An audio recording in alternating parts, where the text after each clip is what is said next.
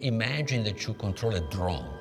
The drone looks at that reality where it is, sends me information, and I get the conscious experience of what the drone is seeing. That conscious experience is not in my body, it's in my consciousness. A scientific theory that basically states that our body is operated like a drone from a conscious quantum field, which would mean that experience, qualia, is not in your head. The qualia do not exist in the body, they exist in the field. Okay, people will find this crazy idea. It is crazy, but it is much closer to the truth. Federico Faggin invented the first CPU, the touchpad, and worked on the first neural nets, which gave him the hope of creating conscious AI. It took me 30 years to figure out that mathematics is created by consciousness, and therefore I cannot explain consciousness with mathematics. Many physicists think that there is emergent properties in the purely classical world. It cannot be. Emergentism requires quantumness. Like some other renowned physicists, Faggin is convinced that consciousness cannot be a classical phenomenon and has to be quantum. But his theory of quantum consciousness goes beyond any theories on the table. We have to go way beyond Schrödinger's equation. We have to go into Dirac's equation, but even beyond that, we have to go to quantum fields and quantum information. And quantum information goes beyond the concepts of quantum fields.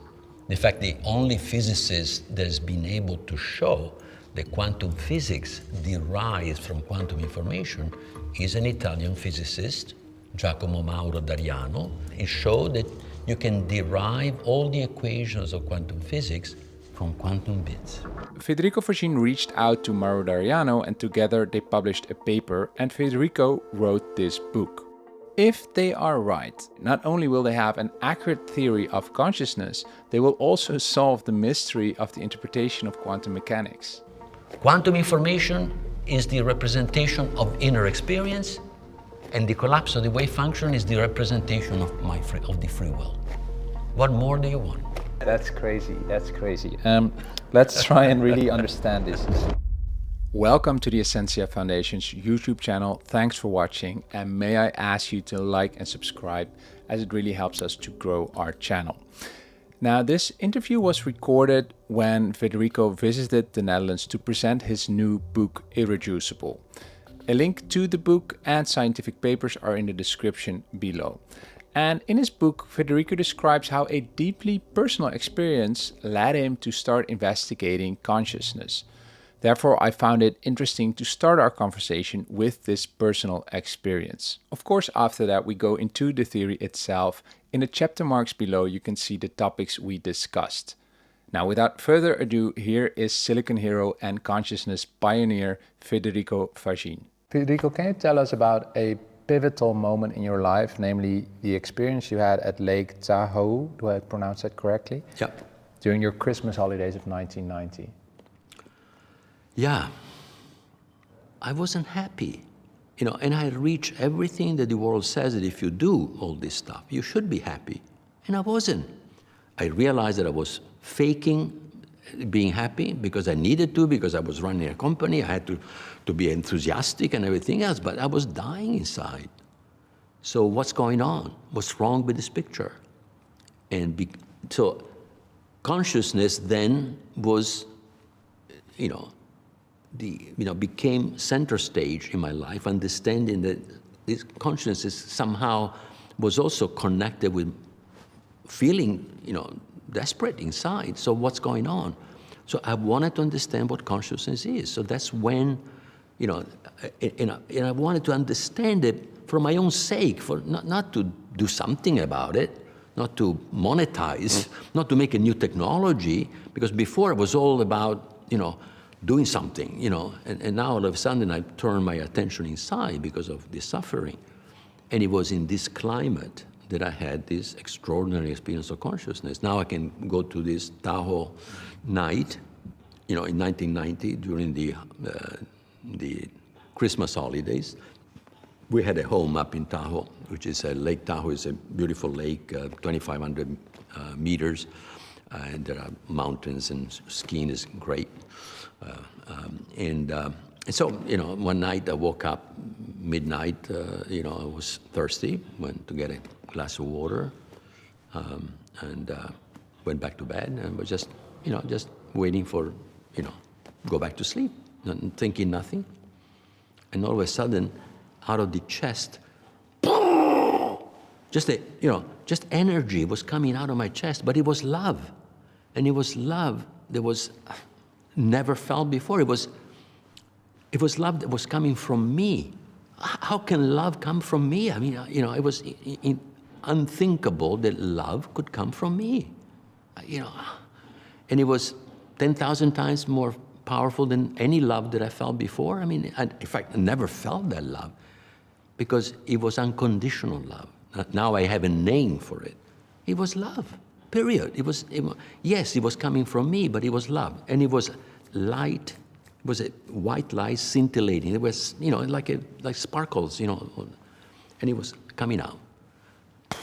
And then it explodes and it's everywhere. But it's everywhere, but my consciousness is there too. So not only my consciousness is within me, but it's also outside of me. And all of a sudden I realize I am that. So I am the observer and the observed simultaneously. But I retain my point of view. I retain my identity. I was still the same kid of 5 years old or 3 years old kid that I was then, and that I am now. And so that identity the only thing of me that remained was that point of view. And then I realized, oh my God, this stuff is the stuff of which everything is made. Everything comes from this stuff. And my body was hot, it was vibrating, the cells of my body were resonating with this thing. Of course, the emotion, the feelings was love, joy, and peace. Because this stuff felt like, that's me. I'm at home. This is me. So I'm finally home. This is this is home. Mm-hmm. But so it was all mixed up. So you could not separate this stuff. Love, joy, and peace. And then the mind was aligned, saying this is the stuff of everything is made. So I'm everything, but also the observer of everything. So I'm a point of view of one with which one knows itself. And now is the centerpiece of this new theory of consciousness that we may talk later about. Yeah, beautiful. I was a physicalist. I thought, basically, materialist because I study physics, and everybody knows the consciousness comes from matter, perhaps. We don't know how, but has to come from matter. What else can it come from? So, that was the mindset that I was. So all of a sudden, how can, no, this is before matter somehow, so this must be the beginning of it. So, that changed it, and that started me in a completely different, I went orthogonal in terms of my personal development and thinking while I was running synaptics, so that was fine, but I spent from that point on 30 to 40% of my time trying to understand what happened, and studying, doing meditation, figuring, anything that I could understand to understand what happened. But that picture actually is the end. Now I can explain with this new theory of consciousness, I can explain exactly what happened and exactly why that is correct. Every single one of us is a field that is both the observer, the observed, and the actor. Every one of us is a field, and it doesn't exist this field does not exist in space and time. Space-time exists within these fields that we are, is us. So, this changes the paradigm, right? But we need a change of paradigm because otherwise, if we are machines like scientism is telling us, we are going to be taken over by the machines, the artificial intelligence that people will control powerful people will control, and through those machines they can control us if we don't change our mind of who we are. It will become a sort of self-fulfilling Will prophecy. become a self-fulfilling prophecy because we have not done the personal work to understand who we are. And we are not machines. The body is a machine, but it's a machine that is infinitely more complex than the computers because it is a quantum and classical machine. It's not a machine like a computer. Just to, it's simple to understand it. Every cell of my body is a part whole of the body. What do I mean by that? Every cell of my body has the genome of the egg that created the entire organism. So every part of my body has the potential knowledge of the whole. In this case, the whole is just the body. So we are holographic. We are holographic. We are made of parts whole. We have 50 trillion cells, each has the potential knowledge of the whole organism. So a cell, which is a part, can change within its own life by taking advantage of the potential knowledge of the whole. That's why epigenetics exists. 20 years ago, if you said epigenetics, you would have put into the corner as a crazy guy. Okay, now we know that epigenetic exists. Why? Because every part is a part whole. So we, as human beings, we are fields which are part whole of one, the totality of what exists. Same pattern repeated at different scales. Very nice. We are going deeper right now. And I think good for people to understand, this comes from the architect of the first microprocessor. If we have that cell, that part whole, as you mentioned, and we have a modern day microprocessor that many people attribute sort of the same intelligence or complexity to, because that's the idea, right? Because it's just so many connections, so many computing power. So many people think we will achieve sort of cell-like and then of course organism-like intelligence. Can you just on the ground level make that comparison, the cell versus the microprocessor? Yeah, a microprocessor is made of switches. On, off, on, off, on, off. What does a switch know about the whole computer? Nothing. It doesn't know anything. All that it could possibly know is that it's open or closed. But it can do nothing else. Every cell of my body is connected to the whole through these quantum fields, because a cell is a quantum classical thing. It's not a classical thing. It has been studied as biochemistry by biologists. It's an informational system of a kind that we have still to understand the foundation. Is quantum and classical. Quantum and classical, nobody understands how life works. It goes way beyond what we understand. We think it's a mechanism. And that's because those cells remain connected with the fields, because they're made of particles. And quantum physics is telling us that particles are not objects. Particles are states of a field. They cannot be taken away from the fields. They are not separable from the fields. They are like a wave of the sea cannot be taken out of the sea. But what many people, I think, and this we really need to clarify, I think, okay, in a cell we have proteins bumping around, which are in the end complex molecules. In a computer we have electrons that are also particles. What exactly makes the molecules, the particles within the cell quantum classical and a computer purely classical? Because I'd say, okay, aren't there quantum effects as well in computers that connect them to that field you were talking about? Yeah, but the quantum effects are incoherent and they cancel out. So the quantumness is canceled out. The bit is the average of quantum phenomena. They cancel out, and then therefore first of all, the bit is not a physical thing, it's an abstraction that we have created. what is 0 and what is 1, we have determined. And as long as within the system, the 0 and the 1 as the simplest possible symbols can be recognized as 0 and 1, that's all that is needed. So if you maintain that coherence, but it's a classical coherence, because the 0 and the 1 are classical information that can be reproduced. A quantum bit cannot be reproduced. A quantum bit, when you measure the quantum bit, you get 0 or 1 in the direction in which you measure it.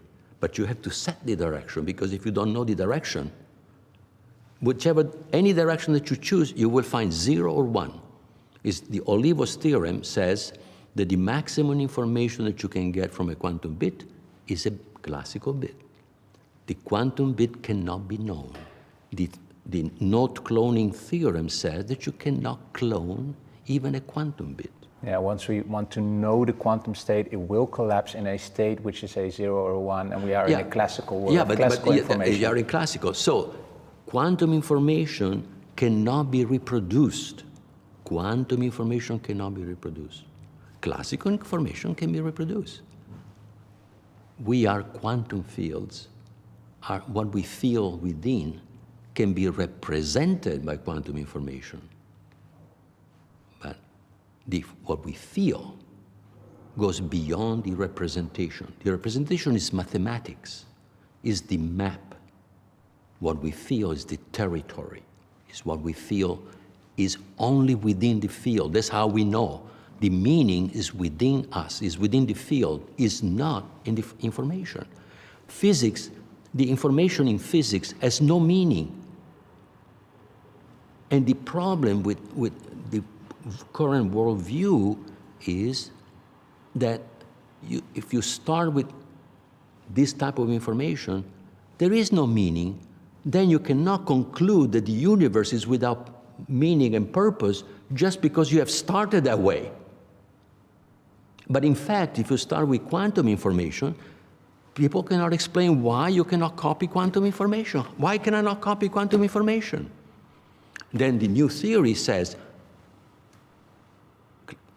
consciousness and free will are foundational, cannot be explained with anything simpler, but if you start with that, you can explain why quantum physics must be the way it is. Exactly the upside. Again, the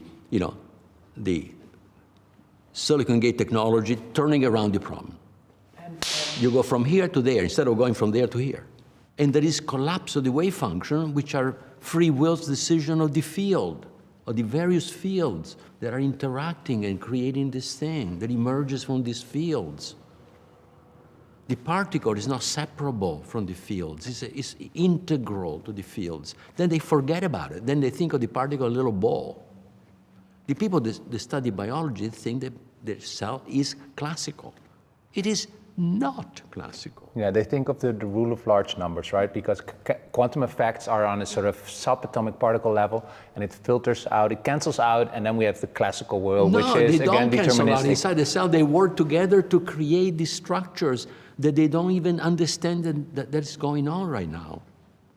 They don't understand how the cell works as a totality. You know, we are instructed not to understand, and we are going through blinders. We don't understand. I mean, there is, for example, about 10 years ago, or so, a few physicists and biologists, but people with a strong knowledge of physics, started saying, hey, but life, there must be something quantum in life. Oh, forget it, not possible, okay? And they were ostracized, and, eventually there is a very small cadre of, quantum biologists called now, people that's trying to understand life as a quantum phenomenon. They are still ostracized, but at least now they have some money to do research. But for 10 years, it was like, everybody knows that, these dogmas of the sort of the orthodoxy of science, are, impeding us to really make progress, and it's time to stop this. But there is a strong desire for for this orthodoxy to keep this materialist and reductionist framework that has shown that is no longer valid. Everybody knows. I mean, people that really think, but they don't want that because it's power. And how? But if we go back, I really like when you talk about sort of, because I think that's the real nuts and bolts. We go into the eukaryotic cell, and we see the proteins, we have the DNA, we have all the action going on in a cell, which is tremendously complex. Yep. But we think we can reduce it to first principles because we know what those molecules do to each other, and then it's just a rule of large numbers, which will give us sort of the action of the cell and will build up to the organism. Yeah. But you are saying that on that level, quantum effects are playing a role which make action within the cell indeterministic and even a free will decision? Absolutely, but the free will decision is not in the cell, it's in the fields that control the cell. See, I was mentioning before, right, that a particle, like an electron, doesn't exist separate from the fields. It's a state of the field. From physics point of view, ontology is in the field, it's not in the particles, because the particles, are integral to the field, so they come and they go. If a particle existed, it wouldn't disappear, right? But an electron can appear and disappear. But it is a state of a field that appears or disappears. There is nothing more. There is no particle. But physicists, the particle physicists, but I see the particles. No, you don't see the particles. You see the effect of the states of the field on this classical world. And then you see something, but that is not a particle. That is the effect of something that was amplified in a huge number of times to give you what you call a particle. And to clarify this for people, when we talk about quantum and classical, the classical world is the world of matter that we know that seems to behave deterministically.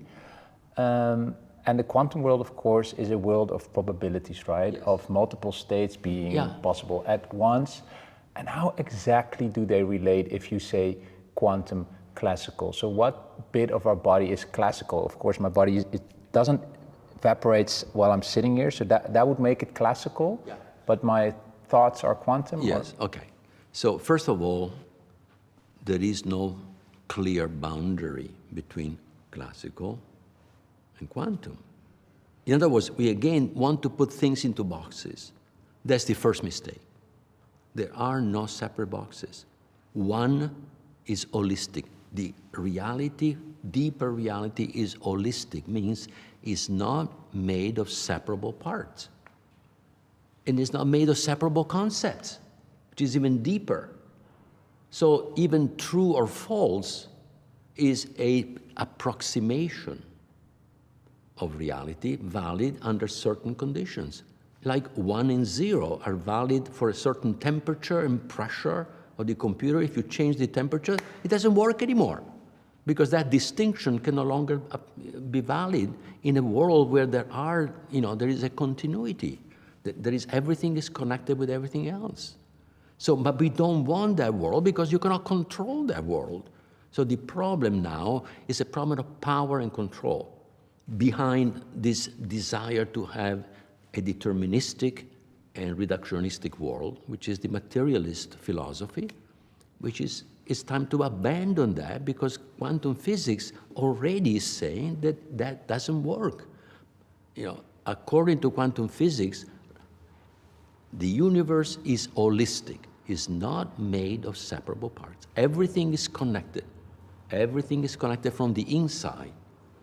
But according to most physicists, there is no inside, because everything, they think that all that exists is actually what you can measure. But that is not possible. Nobody can understand why quantum computers work, because their actual operation cannot occur in space-time. It must occur in what is called Hilbert space. But Hilbert space is supposed to be a mathematical abstraction. So how can you do operations in an abstract space of mathematics? You see, it's incoherent.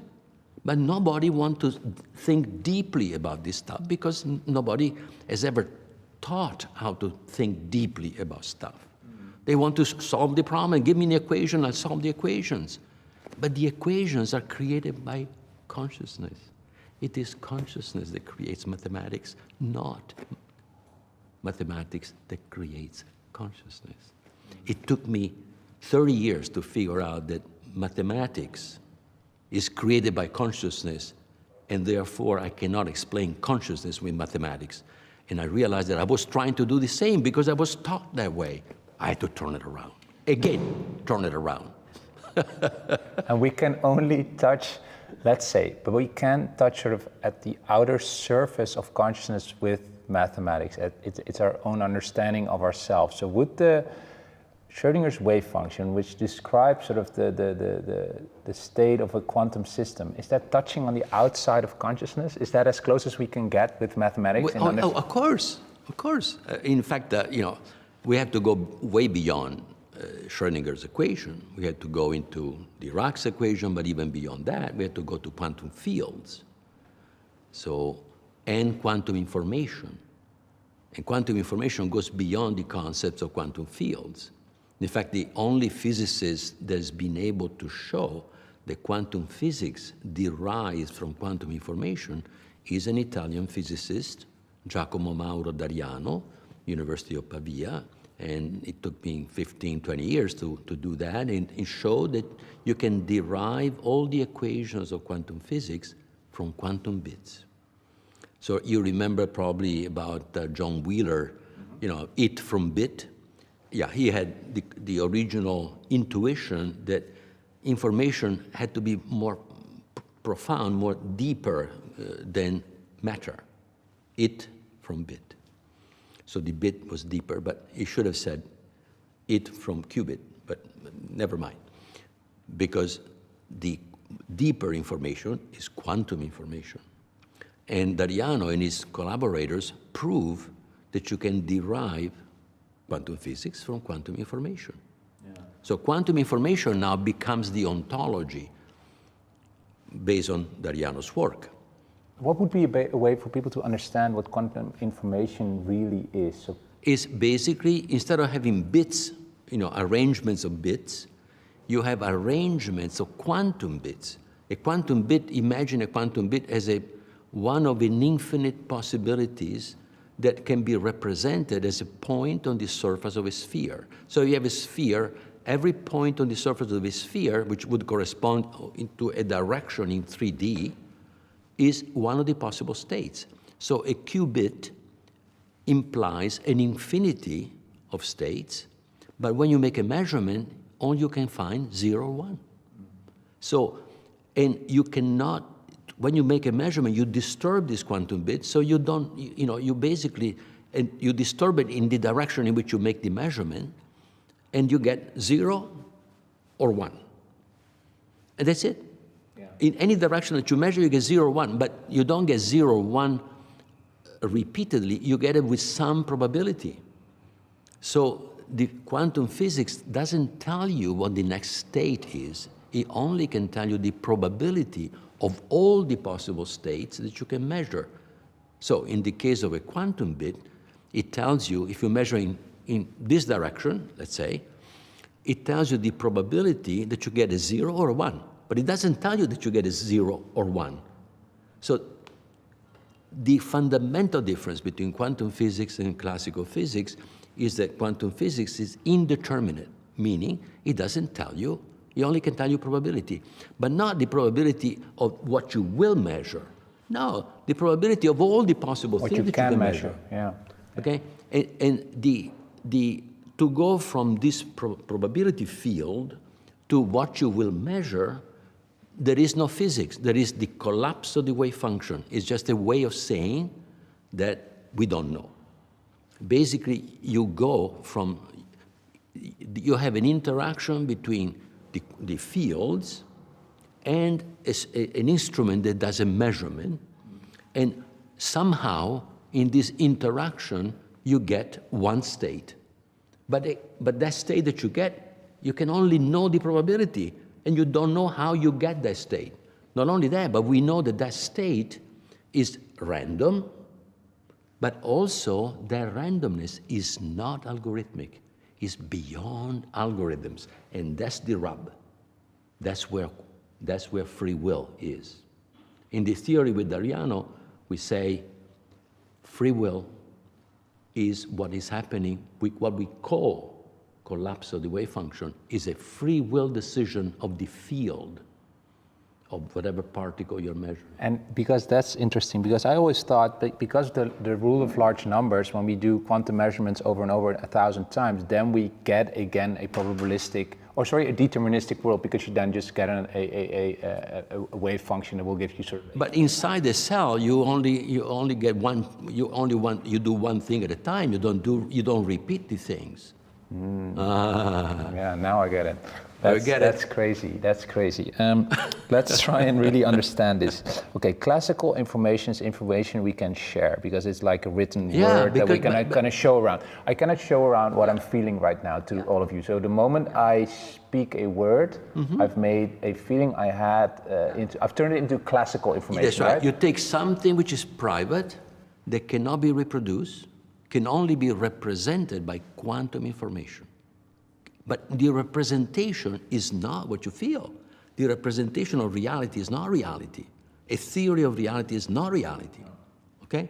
So what you feel, only you field, not body, you field can actually know, and you know inside. And what you can say about what you feel is a small part of what you feel. Olivo's theorem, 1 bit per quantum bit. And the quantum bits are entangled, so they have states in common, with the bits don't have states in common. 0 or 1. There is nothing else. But quantum bits may have states in common, meaning that the two probabilities are connected. And to show this connection, you have to describe the quantum state in Hilbert space, which is an n-dimensional space with complex dimensions, where the dimensions are complex numbers. It's just enough to give you a headache, right? But that's what you need. You cannot represent them in this way. So what does it mean? That there is a deeper reality where the feelings and the fields exist, the meaning of information exists, and from that world, you have this world that is a classical world where you can get classical information, and we think that the only world that exists is this world. But this world we have constructed with our bodies. And is a way to look at it, I think you have this metaphor in silicon, that would it be like consciousness being the field, writing a book, and the book itself is our space-time dimension, our body sitting here? Yeah. Or a film, recording a film and showing it, the film shown on the screen of perception? Yeah, but the book emerges into this three-dimensional reality, but the writer of the book is in a deeper, vaster reality. It's not in the book. It's not in the book. And my body here is a sentence in that book. The body is a symbol. It's a symbol of a complexity which is unfathomable for now. Okay, people will find this crazy idea. It is crazy, yeah. But it is much closer to the truth than what you get from the scientism. Yeah, because that I wanted to ask.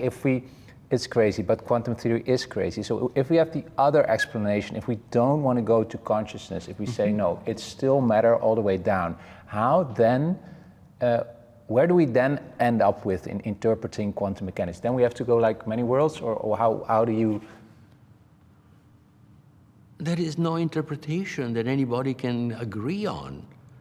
And for 100 years, this problem has been discussed for 100 years, and there is no interpretation whatsoever about quantum physics. Couldn't we say there's a multiverse with everything possible being possible in other dimensions? Yeah, but it doesn't explain anything. What is it explaining? When I say consciousness and free will must be taken as foundational, as a postulate, okay? But why do I say that? Because postulates ought to be self-evident. The condition to accept a postulate is a self-evident. Why is it self-evident? Because you and I are conscious. You and I know that we have limited, but we have free will. Limited, but we have it. So we know already that. How can you explain free will and consciousness with something that doesn't have either? You cannot explain it. How can you explain consciousness with math when it's consciousness that created math? When can you explain free will with something that doesn't have free will? You see, it's foolish to think that, that you can explain, more with less. And today we talk about emergent properties. We explain everything with emergentism. What does it mean, emergentism? How can you get more with less? You cannot. You can get less from more. You can get determinism from indeterminism. You can get unconsciousness from consciousness, not the other way around. And that's so simple and so common sense. But science doesn't want to go there. Why? Scientism doesn't want to go there. Why? Because you lose your power. Because if I know the equations, I know more than you. And that's not acceptable. Because nobody knows the equations. Because there is no equations that describe free will. Free will is an act that no laws can tell what the free will can give you. And people want to predict the future. Their safety is in the prediction of the future. Their sense of power is in prediction of the future. You cannot predict the future because it's based on free will. Nobody wants to go there right now. But that's the only way to go, to be safe from this idea that we are machines and that artificial intelligence will best us. Your postulate of free will, you experience free will, isn't that just an illusion? I mean, does free will truly exist, or is it something we think we have? Why do you, people that say this, you have to ask them, why do you insist that there is no free will? What do you get by insisting that there is no free will? Think deeply about that. What do you get by thinking that there is no free will? That you do not have any free will? Why do you want that? And if you answer that question, they have to answer that question. But if they answer that question, they will find out more about themselves, and eventually they will have to agree that they have a hidden desire to control, to have power, because they know the equations. They know more than you. That's the point. I mean, I was there. I was, I had taken the same courses, I learned the same physics, and if I did not have this experience that told me that I'm more, I couldn't be here saying these things. But now I can, with this experience, I was able to invert our understanding and pointing the way to a different way to understand. So, if it's bullshit, it will be found to be bullshit. But don't say there is bullshit just because you don't want to even think about it. And that's the problem today. People, the first time they hear the wrong word from them, they shut off and they don't even want to think about it. But actually, the reason why we know is because we're conscious. The reason why we know is because we're conscious. Because consciousness is what allows us to know. Computers don't know. It's foolish to think that computers understand. They don't understand. There is no meaning in the bits.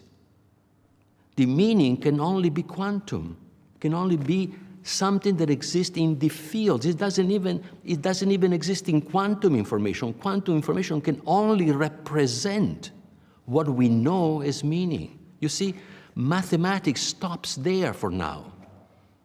But there is a new math to be developed to go from qualia, which is sensations and feelings, that can be represented by quantum information. Quantum information cannot represent the meaning, they represent the qualia. That's all they can do, which is how we feel. But qualia is the beginning of the inner journey. Qualia are the bringers of meaning. And we look for meaning. First comprehension, and then meaning. Comprehension gets you to meaning. Meaning is the essence of comprehension. Meaning is what you get after you got it. I got it. I understand it now. That's, that's beyond comprehension. Your comprehension is a path to meaning. And meaning is the ontology. The ontology is in the meaning, in the experience, in what we feel, and what we know from within, not outside. If you say meaning is the ontology, so meaning is what ultimately exists in our universe? Yeah. But in order to make it more understandable, I start with a postulate. I start this all basic reframing with a postulate because I'm joining science and spirituality. I'm joining the outer and the inner. Science is about the outer world, but meaning, experience, consciousness, free will is about the inner world. And right now they are separate. There is the spiritual people that think that this exists, but the scientists say that doesn't mean. These guys look at those guys say matter doesn't care, So there is this separation now between science and spirituality. This way of thinking brings them together. They integrate them. Don't just oppose them. They integrate. They become one. They become one. So how do we start? So if we want to start like a new theory, I start with a postulate, because you had to, because you can never start with something that is true because you have shown to be true. You have to start with postulates. Even in math, you start with postulates that are taken to be true, and they have to be self-evident. Yeah, it's your ground assumption. Ground assumption. But that ground assumption has to be self-evident. The ground assumption of quantum physics, they are so self-evident that you have to study 10 years before you say, oh yeah, they are evident. Not self-evident, they are evident after 10 years. So they don't pass the test of self-evidence to me. Okay, now I'm going to tell you a postulate that is self-evident. One, the totality of what exists, has three properties. Dynamic. Dynamic means it's never the same instant after instant.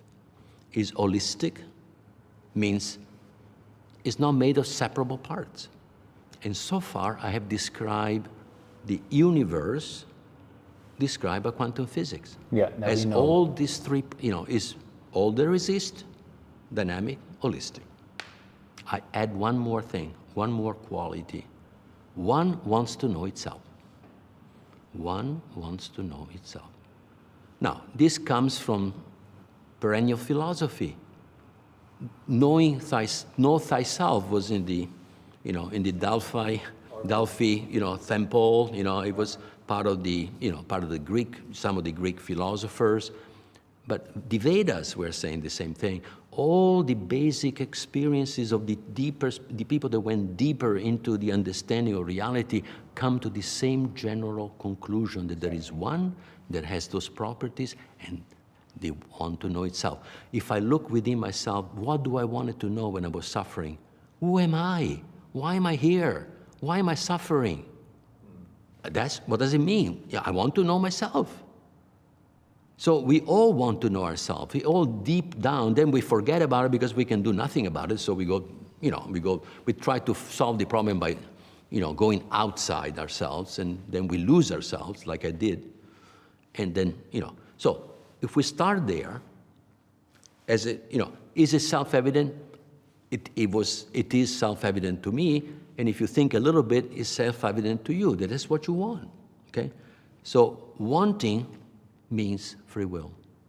Because if you are a machine, what do you want as a machine? The next state of the machine is already defined by the algorithm. What do you want? It doesn't make any sense. I don't want anything. But the question doesn't even make, there are no questions to a machine. There are only answers to a machine. So, and to know itself, one must be conscious. Because consciousness is what allows one to know itself. So I have defined free will and consciousness. And why are those self-evident? Because you are conscious and you have free will, and I'm conscious and I have free will. So more self-evident than that, what is there? And if I start there, I can explain quantum physics by that postulate.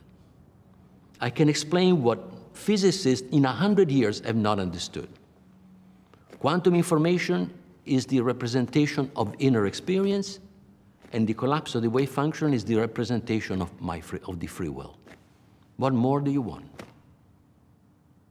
I think it's a great theory, because in bridging, as you say, science and spirituality, the two are thought very distinct and very separate, right? Because well, it makes me think, I interviewed Donald Hoffman, who you know, right? I think your foundation supports his work, Yes. right? Yeah, for about 5 years. And he said something that stuck with me, that he said that all these spiritual traditions, that in a sense are saying what you are saying, that consciousness is fundamental, one wants to know itself, and then we have all the incarnation stories of the gods who incarnate, etc. So we know those stories. But the fact that they've always remained so elusive, so mystical, he said, is nothing to be proud of. We should be like more concrete. We have also our rational faculty, we have science, so we now need to approach this with our sort of scientific mindset. So is that what you're trying to do here, right? What is more concrete than what I just said? Yeah. And can it lead? I mean, you know, now if you start here,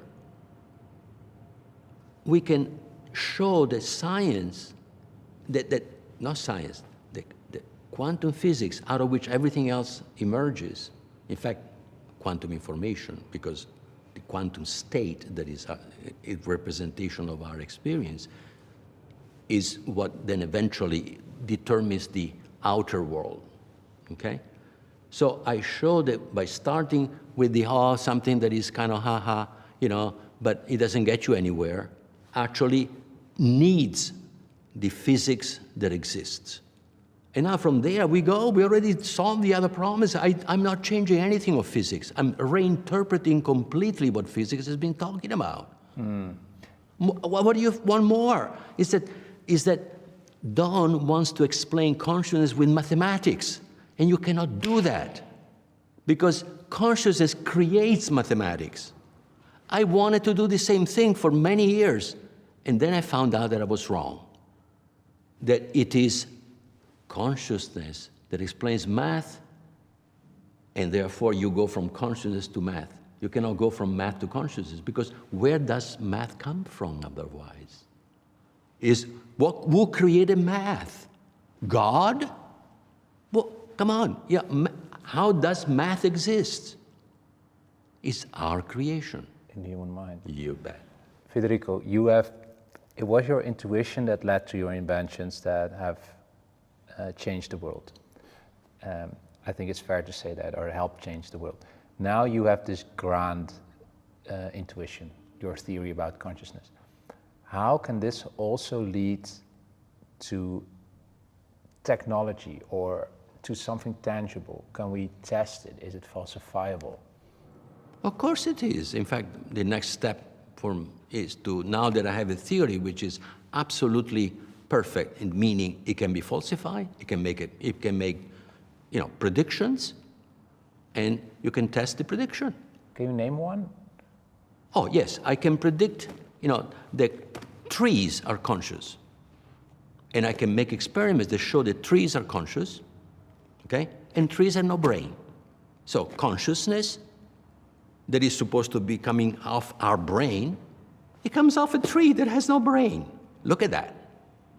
What do you think of that? It's amazing. Yeah. Is this being done? And I will do that. Now... I will do that. Yeah? I cannot tell you how, because I have to prove it, and don't worry about it. I will do that. And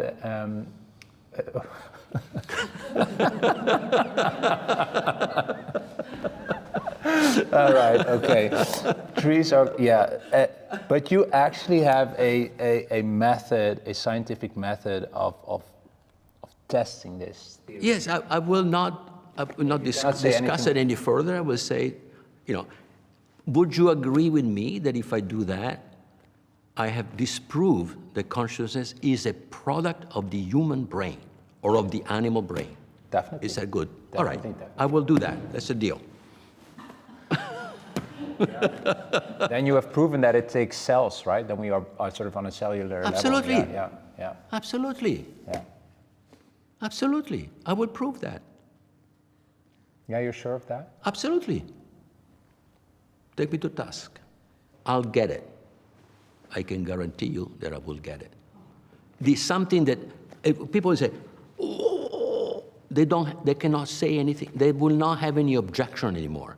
See, entanglement took over 30 years to prove that entanglement exists after the first experiment showed it exists. Because scientists didn't want entanglement. Einstein didn't want entanglement, so everybody, Einstein, how can Einstein be wrong? So for 50 years, you couldn't do the experiments, okay? Finally, when you could do experiments, the first experiment that proved that, Alain Aspect, he got the Nobel Prize 4 years ago, what he did. Anyways, he did that, okay? Then, oh, you did wrong, you couldn't do, blah, blah, blah. It took more than 30 years after that to, cancel all the objections, show that the objections were not valid. And finally, everybody now has to accept that there is entanglement, but nobody can explain it. Entanglement is what connects everything from the inside. It's what allows the world to be holistic, which is already what quantum physics is saying. Yeah. Are you predicting, many people think of AI, a sort of an invention that you were at the birth at, right, with in your work on neural networks? Yeah, back in the 80s, the second part of the 80s, yeah. People now think that AI will cause a paradigm shift. What's your response to that? Do you think that AI No, only this theory will cause a paradigm shift. And not because it's a theory that I developed, but only by changing the understanding of who we are can change a paradigm. In fact, the paradigm ends with AI. This paradigm of scientism ends with AI. Because AI is saying machines will be better than us, which is crazy. Why does anybody want AI, despite that, why does anybody want AI to be better than us? But AI cannot be better than us because creativity is non-algorithmic. It's not changing things randomly. And, because besides, even if AI gives you a good idea, AI doesn't know that it is a good idea. You recognize the good idea of AI. Still needs with your consciousness, with your understanding, with your comprehension. And that's why AI can help us.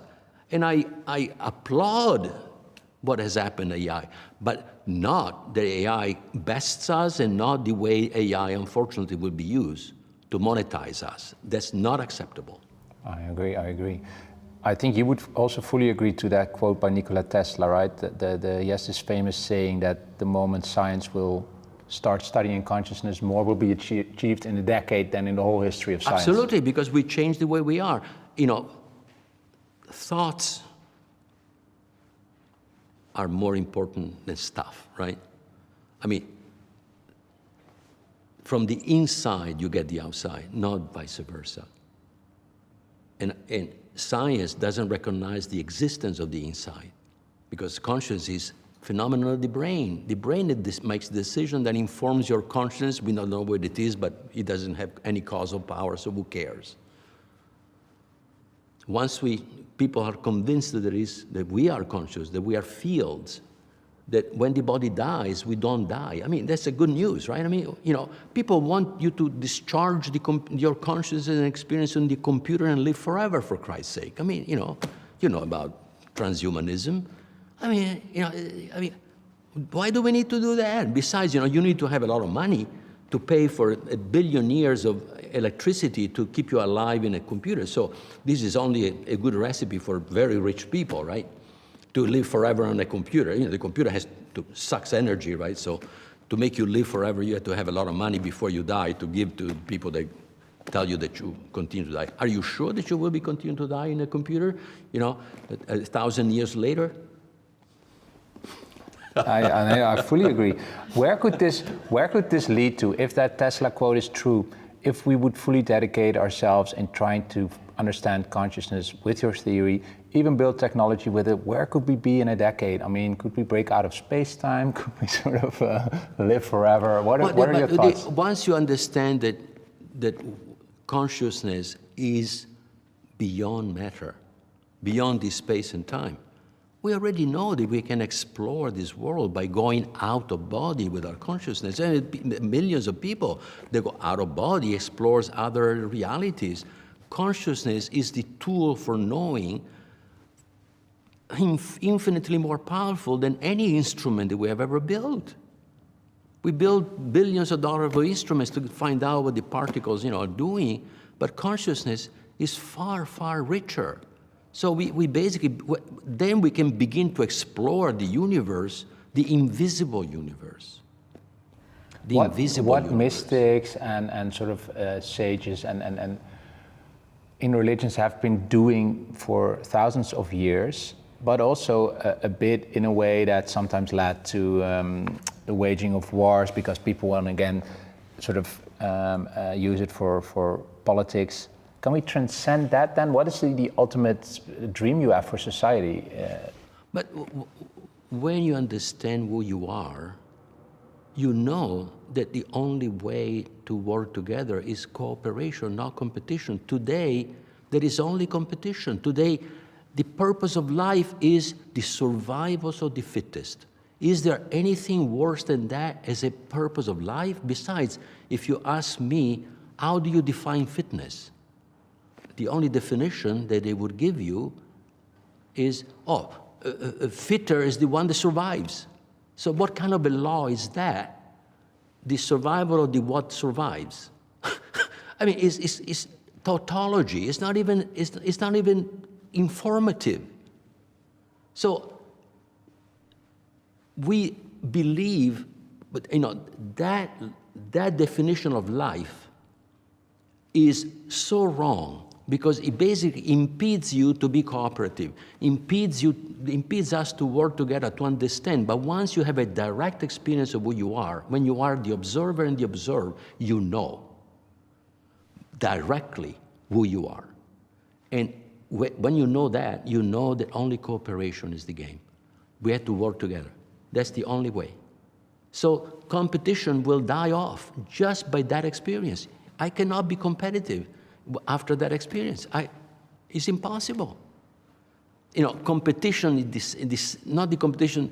The competition that is allowed is that competition that allows me, not me to win, me to be better than what I was the day before. Yeah, exactly. That's the only competition that makes sense. If one wants to know itself and it's only one, then also you're competing with yourself. With one is competing with one. Yeah. But that's not competition. Yeah. There's actually the urge to self-development, to be more than you were. If we have one on the ultimate level in the quantum fields, in the unified field, right? How then do we have? How do we get to the many? How do we get to sort of still on a quantum level? You talk about seities, right? How does one get to different or gazillions of seities? Yeah. So if we start from that principle, that postulate, then one wants to know itself, right?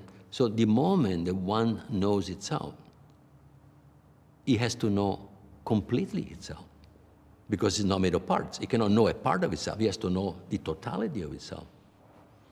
But to know itself, it has to, you have a flash, and it cannot happen in different times. It has to happen in an instant that knows itself,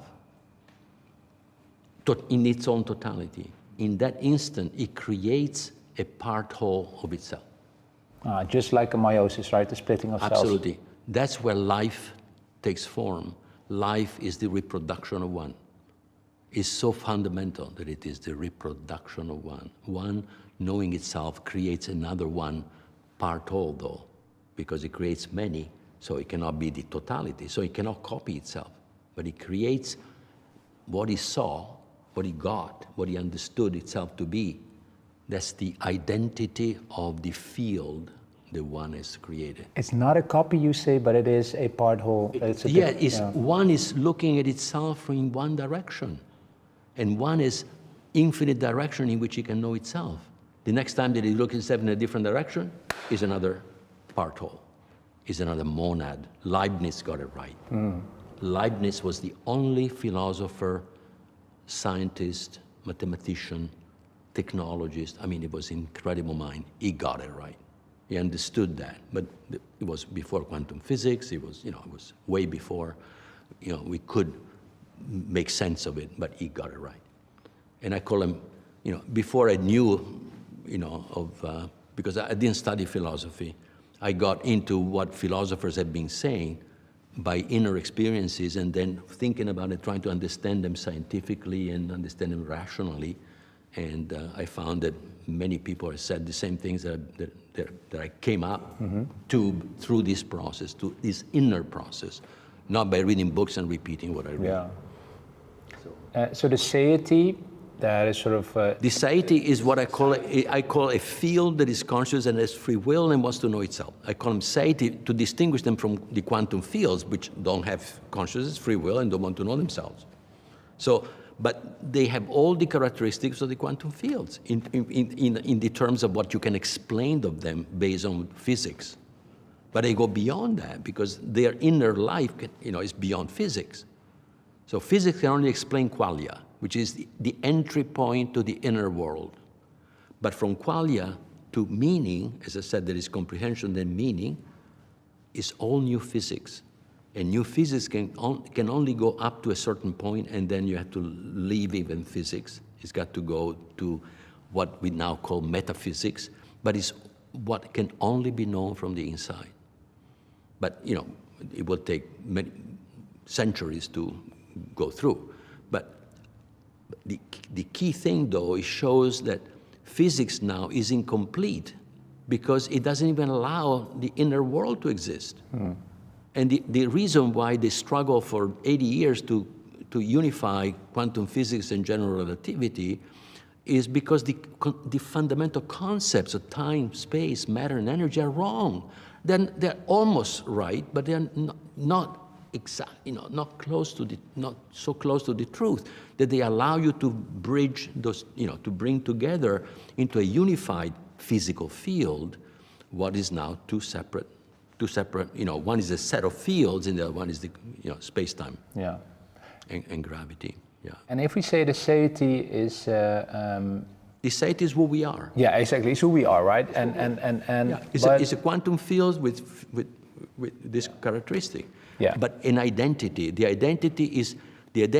My identity is how one has seen itself when he created me. Yeah. Oh, exactly. You're like a frame at a certain moment of the universe. Imagine, it's a beautiful way to understand this. Imagine that you have a multidimensional thing, okay? It's a multidimensional object, multidimensional meaning in n, where n is potentially infinite dimensions. How can you know this object? You can know this object by looking at this object through all the dimensions that are orthogonal that allow you to look at this object. Each look, you see something, and then the next look, you look.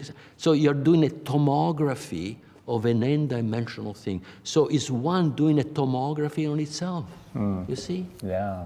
And what happens, for people to understand, what happens when we die? And the satiety? We don't go anywhere because we never were in the body. It's the body that dies. We don't die.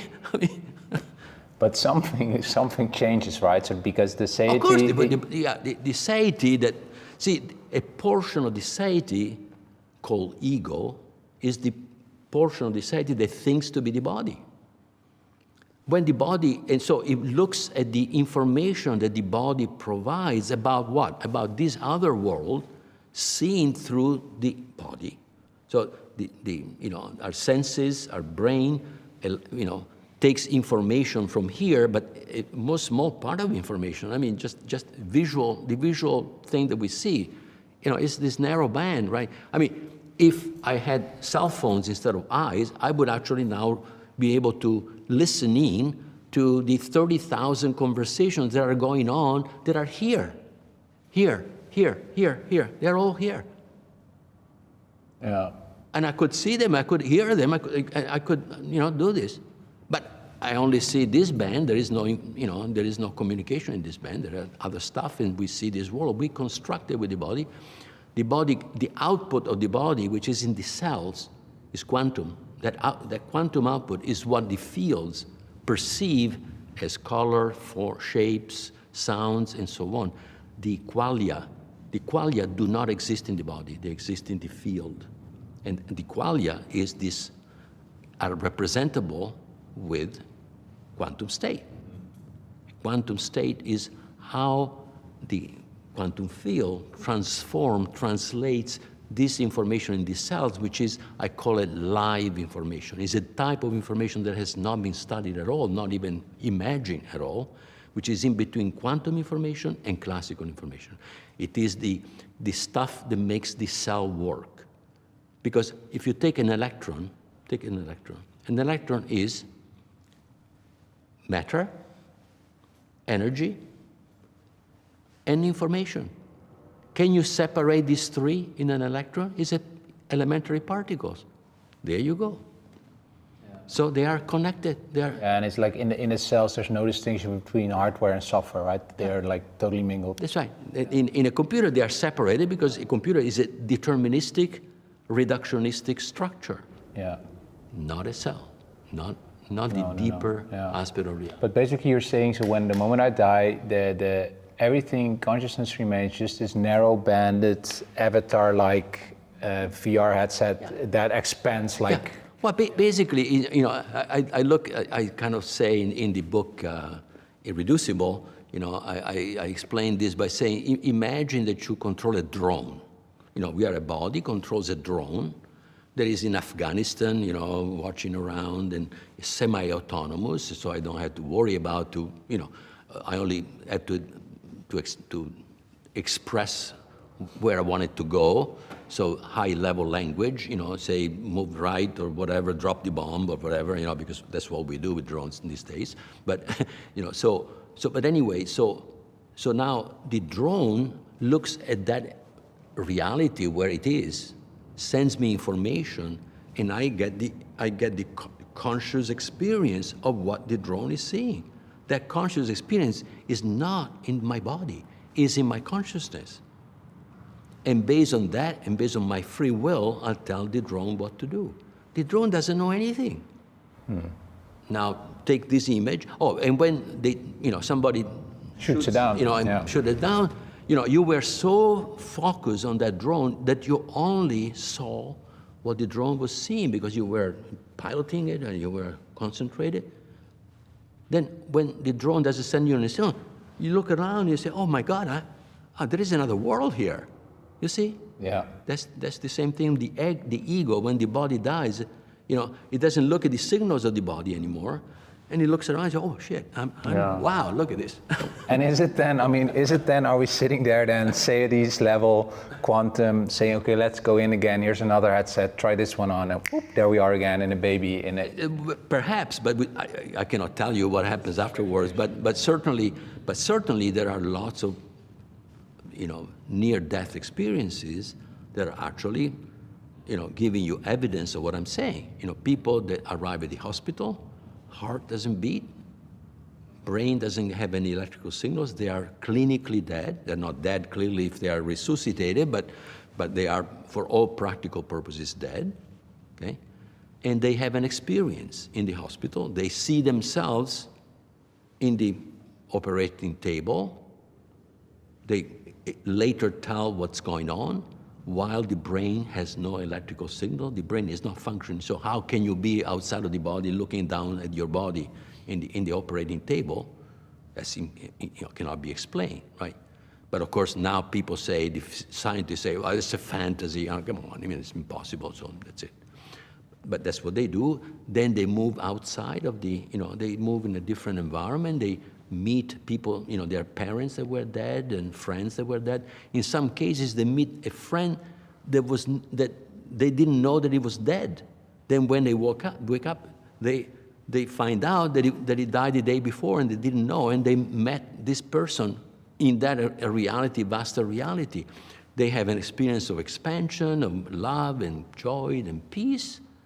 And then somebody tells them, you have to go back because you haven't done what you came to this world to do. And then they wake up in the post-operating room. But in that sort of drone metaphor, trying to understand this, I've always, what I find hard to understand, okay, so if my body is this drone or avatar or just a headset, then say the moment it dies, what headset are you putting on to have just hover around and in this in-between space? Is that another headset or another?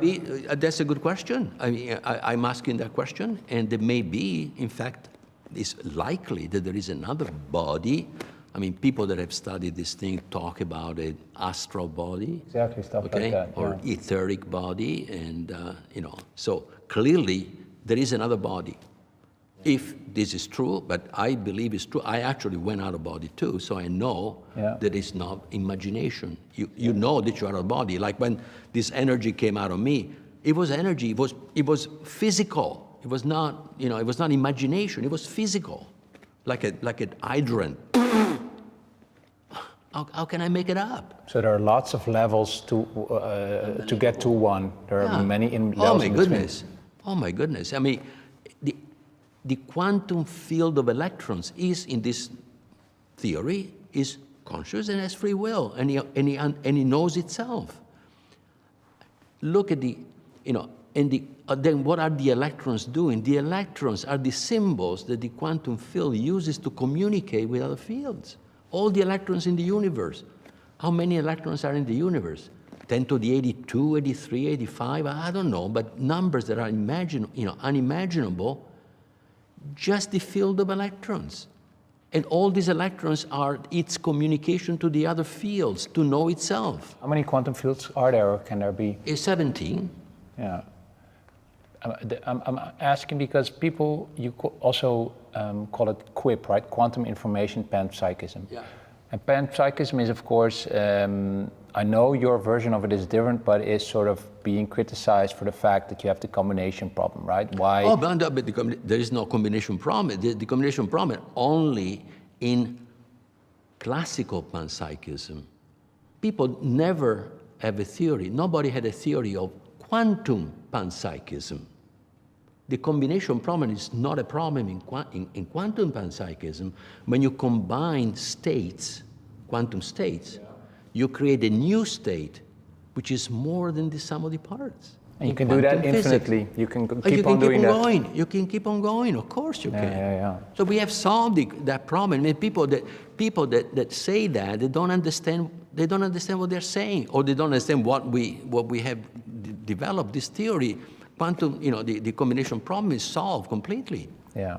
It's classical panpsychism that doesn't solve the problem, because in classical physics, the whole is only the sum of the parts. You cannot create a whole that is more than the sum of the parts.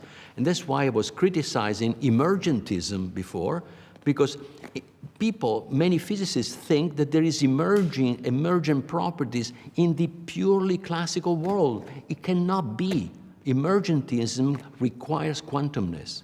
And they don't realize, because there is no boundary between classical and quantum, and so there is a seeping from quantum, you go to classical, and then they call emergent property as if it came from the classical. No, every creation comes from the quantum world, from the inner world. Is there an endpoint to the universe, in the sense that no, you already said that. The moment it knows itself, it splits off again in another part whole. So this will keep on going forever? In this theory, yes. But who knows, right? I mean, but certainly there is there cannot be any end. And the reason is that, you know that yourself, the more you know, the more there is to know, because to know more, you make connections, new connections. And as you make new connections, you open up other possibilities. So it is an explosive thing. And again, purely, this is hypothetical, but I think it has possible legs. Why is space expanding faster than light at the edges? Because it's basically there is space is like a balloon that inflates, and this is the very inflation. Inflation. Now, the inflation was the early part of the universe. This is not called inflation. This is just this is a consequence of having found that the universe is expanding exponentially in the horizon. So, which can only be explained if there is the universe is growing, the space is growing from within. Okay, in my model, space is the memory of the self-knowing of one. And because one knows ever more about itself, space must inflate, must grow exponentially. And you know that quantum states only exist within a very narrow present. So in order to remember your experience, you must put it into long-term memory. That's our theory also, is selling that very clearly. So now, this present enriches itself of all the past that you have experienced. But when you want to experience that past, you can only experience that in the present. So experience can only exist in the present. Here you and Bernardo can shake hands as well. And okay, so free will is fundamental, consciousness is, and the universe wants to know itself. But does it also create a consciousness, a satiety that has a sort of a purpose? Do you think you were born with a certain purpose, or sort of that? I think so. Yeah? I think so. And the reason why I am at peace with myself and happy about, my life, what I do, is because I know that I'm doing what I came here to do. I know it, because how can I wake up with new ideas. Why? But they're all all this stuff that I'm talking to you about. It's like my mind keeps on running around finding where there are holes that understanding is now complete or whatever. Why am I doing that? It's beautiful, and what it sort of rings with me is that the universe then somehow is thinking to itself, okay, let's look to me, because it's one from this different perspective, and let's really do that. Let's become Federico, let's become Hans, let's become... That's right. And really look at ourselves from that perspective. From that perspective, and then, but then you and I can know each other, can enter into resonance by communicating, because I cannot directly give you what I know and what I feel, right? And likewise for you. So we had to communicate, and that communication brings into inner resonance. And if we keep on doing that, after a while, if we can create the same state internally, you and I, from that unity of state, then that's like the quantum superposition. Then you get a new entity. But that new entity does not destroy who we are. Basically, we can create another society like us, like one create, because we have the same properties of one, right? Except with one point of view instead of the multiplicity of points of view of one. So I can create another society like myself, but not copy myself. So when we reach that, you and I create another society, and the two join and they become one, which is with the 2 points of view joined, the 2 points of view, mine and yours, they now become a new combined point of view that now has its own life, and it proceeds to know itself. What that takes is like truly connecting. You said becoming into resonance, which is something different than just exchanging classical information, right? Yeah, that's right. But that resonance means is a new quantum state. We are building a new quantum state, which is a common understanding. That common understanding creates a new society of a higher level. So we create a hierarchy of societies. So we are a very high level, but there are still many levels above us. And this is where things can take off, because if we look at the world right now, at AI, we're talking classical information. We're shutting ourselves off behind screens, sharing classical information, which are bits. It's not this information you're talking about. Not at all. Not at all. And besides, we gave that knowledge to the computer. It didn't build it itself. I mean, we gave him the data, we exposed him to that information, even if it's, in order to do everything by itself. Yeah, sure. Yeah. Tell me about it. It's all bullshit. I mean, and yet it's very useful. So I'm actually happy with, if AI was used properly, it could speed up our self-knowing and everything else very rapidly.